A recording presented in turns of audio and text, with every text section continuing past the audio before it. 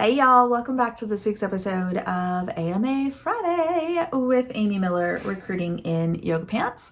So I'm going to tackle a topic I don't think anybody's going to like, but it's an important one. And I think it's, something we need to be really honest with ourselves about, to be frank. Let's talk about privilege when it comes to your job search. There was an interesting post recently. Isn't it funny how all my videos start that way? I read this thing and it was interesting. Y'all already know what's coming. But no, I read this post and this gentleman was sharing, his thoughts on being referred to as privileged, and I think this didn't land super well with this individual, and he was asking some pretty pointed questions around why people don't just pull themselves up, and why don't they've got a smartphone in their hand and they can go watch videos and teach themselves skills, and never say I can't.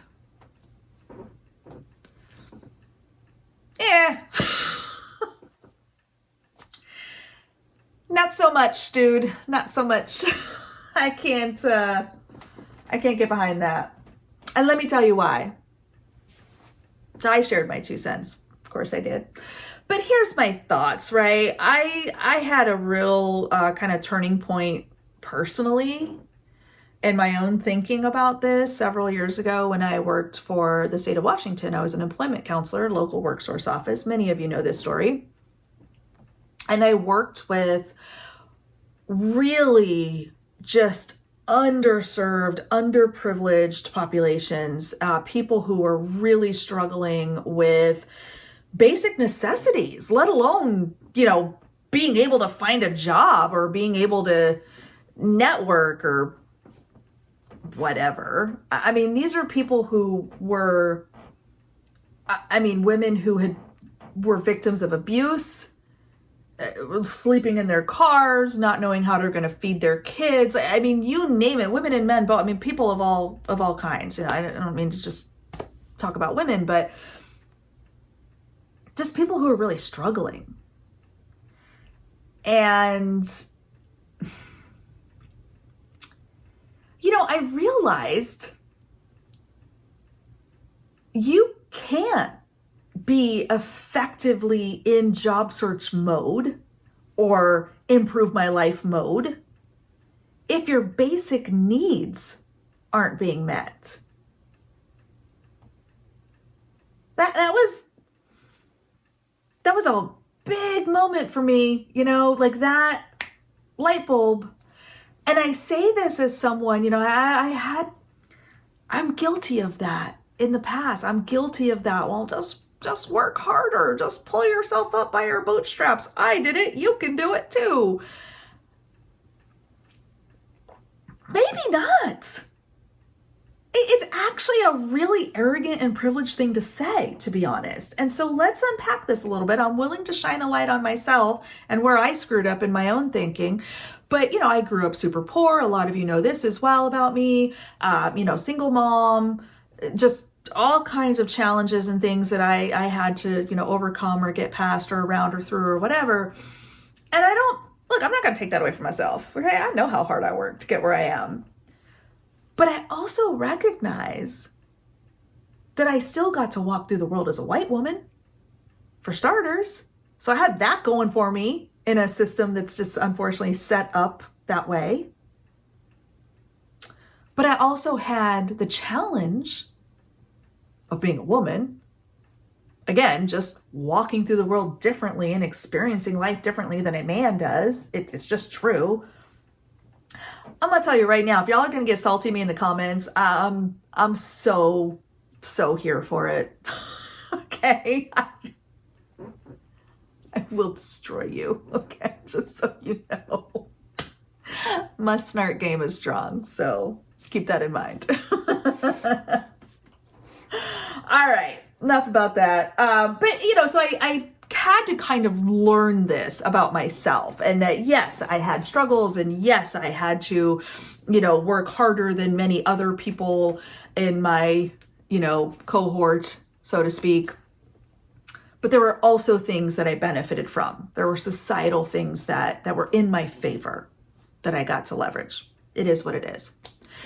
So what does this mean for job seekers? And this is where I want to kind of look at this from a couple of perspectives. I want to address just briefly the folks who are in this place of like, Amy, I can't even see straight. My kids are hungry. I live in my car. What the hell do you want from me? I want to address that person. I also want to address the other job seeker who maybe, just maybe, has a little more privilege than they want to admit. Prepare yourself. Okay. If you are one of those job seekers who genuinely is like sitting back, taking stock and saying, holy crap, basic needs are not being met. Let's just get in front of that. Let's just go ahead and allow yourself to just recognize that your situation is crap. That's okay. It's okay.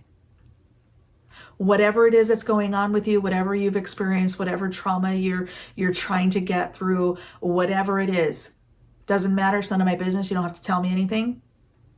But it's okay to just sit back and go, I can't do these things. I can't just network. I can't devote hours to watching YouTube videos and learning a skill. I can't take free coding classes on the internet. I can't. I don't have that luxury right now where I'm at in my life. That's okay. Take that unnecessary pressure off of yourself. Do not listen to the hustle bros. They are not here to help you right now. Okay? So if that is your situation, I want you to give yourself permission to stop chasing the LinkedIn dopamine circus and change your focus to solving for those basic needs. Easier said than done. I understand that. If you're in the state of Washington, you can dial 211. It connects you to community services. Please take the time to figure out, okay, what is available to me? Do I have family members I can lean on? Do I have, am I part of a religious community or some other kind of community that maybe has some resources for me? Is there government programs I haven't investigated yet that maybe I should try? Whatever. It's okay. Take yourself out of crazy job search, apply to a million recs when you get 5 minutes on a computer at the library mode, and think about getting those basic needs met.